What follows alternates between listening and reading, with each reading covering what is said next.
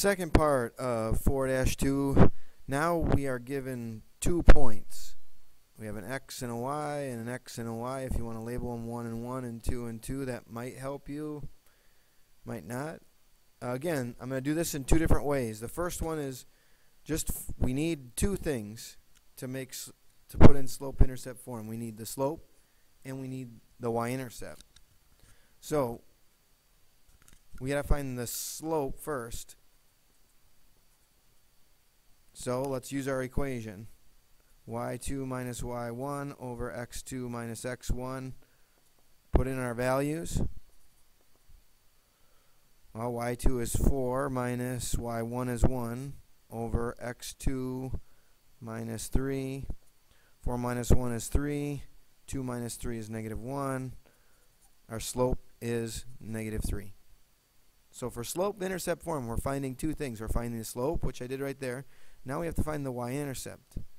And the way we do that is use our equation, y equals mx plus b. This is slope-intercept form. We know the slope. We know an x and a y from either one of these 2 points. It does not matter which, but don't use both at the same time. So if I use this point here, I have 1 equals negative 3 times 3 plus b. So I do 1 equals negative 9 plus b. And then I have to add 9 to both sides, so b equals 10. If I use these 2 points, I get 4 equals negative 3 times 1. Sorry, 2. Negative 3 times 2 plus b. This is 6, so I'm going to add 6 to both sides, and I get b equals 10. So look, it doesn't matter which point you use, you're going to get the same answer here. b is 10. So then we plug in our values. M goes in for m, b goes in for b. Our final equation, negative 3x plus 10. That's one way to do this problem, is find the slope and the y-intercept, find m and find b, and plug it in. If you want, we can also use the graph paper. So I'm going to write it down here so we can see it on the camera. Here are my 2 points I'm going to plot. 1, 2, 3, 1. 1, 2, 1, 2, 3, 4.